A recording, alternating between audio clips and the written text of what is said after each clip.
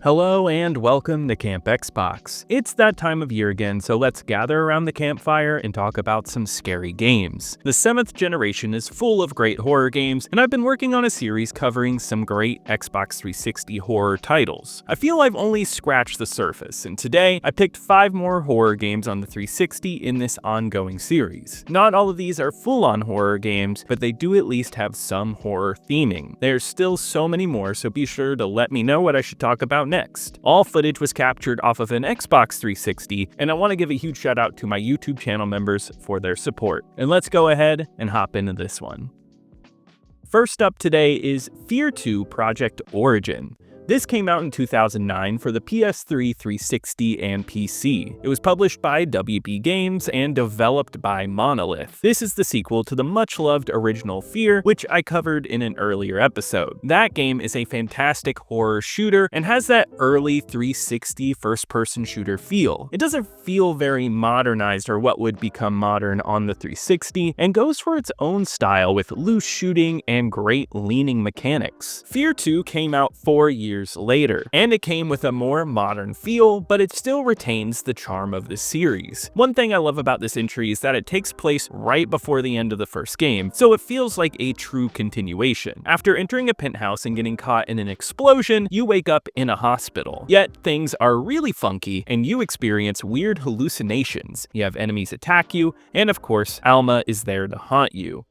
This one goes to the extreme with jump scares. This game constantly has stuff popping out at you, which isn't everybody's cup of tea, but I do think the atmosphere is still done well here. The environments of this game have amazing lighting and a horror mood that makes it stand out still. The shooter gameplay is what makes it so different though. Playing this one, it feels similar to many shooters of the era, though it does feel good overall. There's no notes there. It definitely feels like a different approach when compared to the original. Though slow motion action does make a comeback, and it's grotesque. The ragdoll effects are insane. If you are into gore, then this one has you covered. It makes for a fun shooter, and it's fun to roam around in. One thing that does stand out to me is the sound overall. The score composed for this game is gorgeous and really gets you into the mood of the game. Mixed in with some awesome sound design, especially in the slow motion sections, it all sounds great. It's very punchy and brutal, and it's the same with the constant screaming. The overall voice acting is a class act against the story. Sound and presentation-wise, I do think this is a step ahead, and it's well conceived. Personally, I like the gameplay of the first one better, but F.E.A.R 2 still manages to be a great game in the franchise, and is backwards compatible on modern Xbox consoles. The first 2 F.E.A.R games, along with Condemned, are some of the reasons why Monolith is one of my favorite developers from this time period.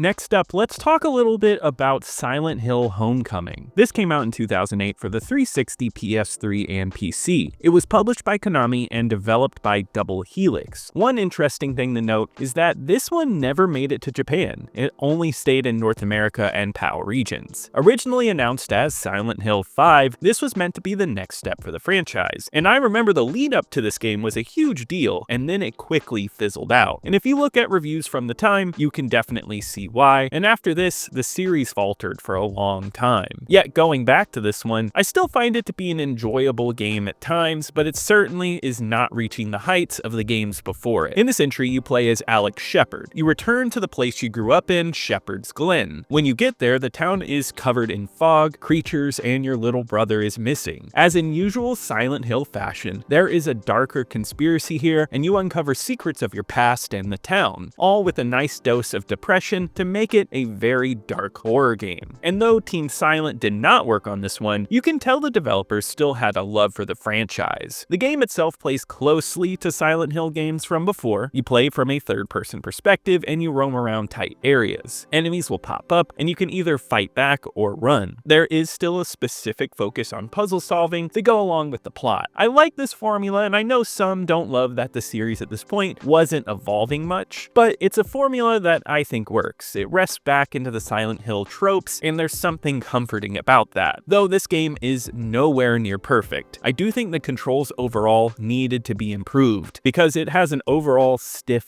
feeling. And if they really wanted to focus on updating something, it needed to be the combat. The combat here, once again, is stiff, and it's one of the worst parts of the game. It focuses heavily on combat, and the unfinished feeling of it all kills some of the fun. Though one of the best parts of the game is the music of Akira Yamaoka, who creates a strong atmosphere here. I love that he always tries to not make your quintessential horror music, and he includes a lot of different weird influences in his work. That disconnect between sound and image that pops up here is one of the things that makes this franchise as a whole work. It's not the best in the series, but I found the music still worked effectively. I think Homecoming is a flawed experience overall, but I never thought it was an awful game. It does not reach the heights of the series, but there are parts of this that I did enjoy. It's an interesting piece in the horror 360 lineup, and also it's playable on all modern Xbox consoles.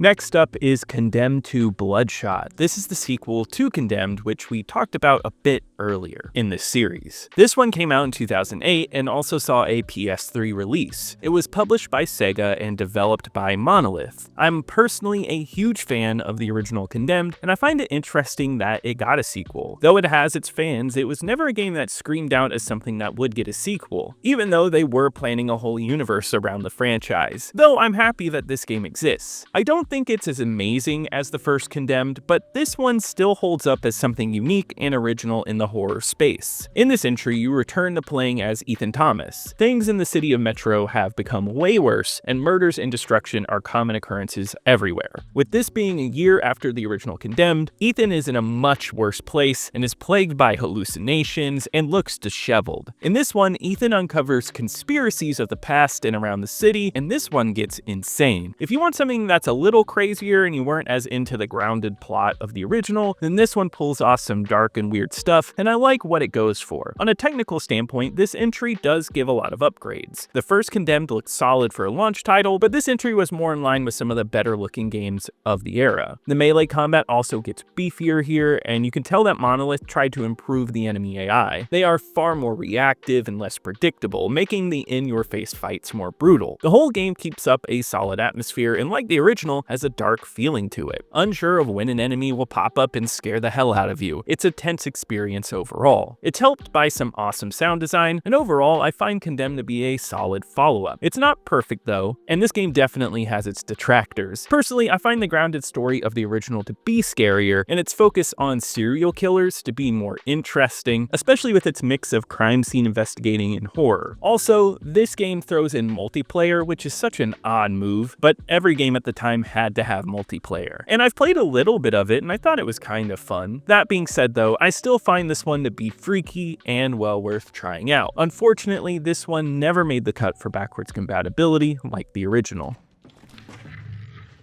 You first, Mr. Thomas. Take it slow.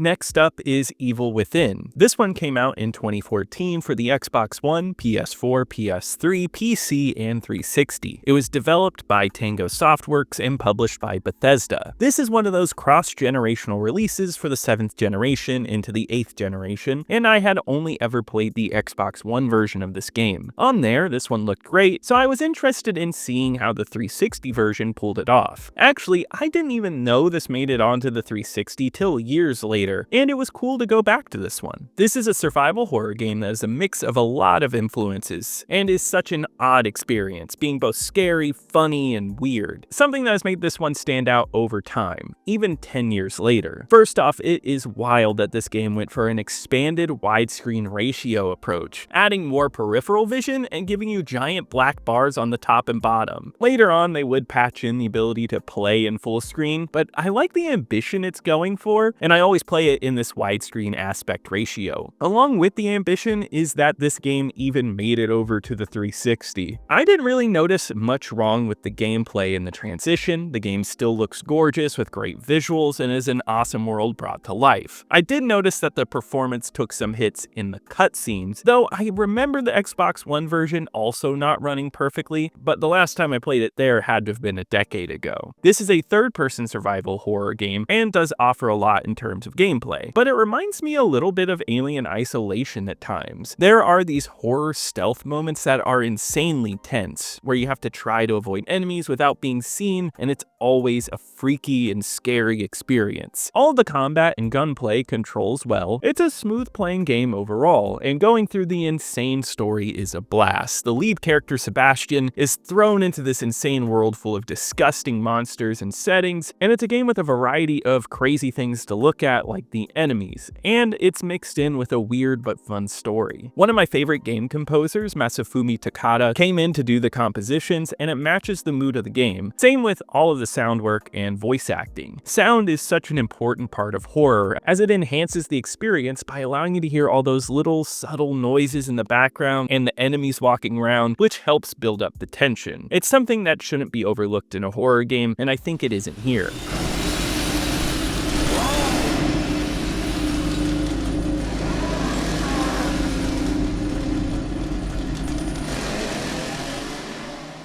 The final game today is Dead Rising 2. It was published by Capcom and was developed by Blue Castle Games. This was the follow-up to the awesome Dead Rising, which we covered a bit earlier in this series. This is the least close to scary horror on today's list, but with all the gore and zombies, it easily fits into the genre, taking on more of a comedy horror style. As a fan of the original, I know many who were disappointed that there was a new protagonist and Frank West wasn't back, but honestly, I don't mind it. Later on, they would release a game that would address this issue to some extent. In this game, you play as Chuck Green, and you're stuck in a zombie outbreak at a giant casino resort, giving you a huge complex full of shops and entertainment to kill zombies in. At the same time, you're waiting to be rescued and must survive until your rescue arrives, while taking on story missions and saving people. Not only that, but a time limit is thrown onto you to collect Zombrex for your infected daughter to keep her alive, adding a time limit factor on top of everything else you have to do, further emphasizing the replay factor of the series, asking you to play over and over to see everything, and you can bring your stronger character into your next playthrough. It continues to play similarly to the first one. You go through the casino, and there are unique items after unique items within unique places, and there's plenty of ways to kill zombies. You go through slaughtering the zombies, and it's so much fun that you can have a good time just killing zombies over and over and not going for any objectives. The exploration is great, and though I do love the original mall, this casino still manages to be an excellent place to explore, and with that we also get co-op play, so you can play this game with a friend, which I have done before, and it is a blast to do. Looking back when this game first came out, I remember this game being a bit divisive, especially amongst my friend group, but I feel that opinions on this one have softened a bit.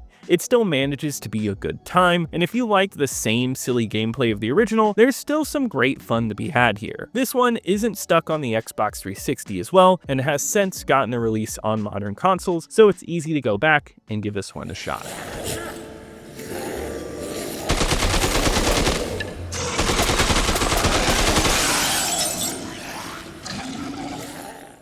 Be sure to leave a comment and let me know if you enjoyed any of these games or maybe what I should talk about next time. Leave a like as it really helps me on the algorithm. Subscribe to keep up with more retro Xbox content. Check out my second channel, Camp Extras, for more non-Xbox content. And I want to give a huge shout out to my YouTube channel members. Thank you so much for your support. You really help out the channel. And I'll see you here next time at Camp Xbox.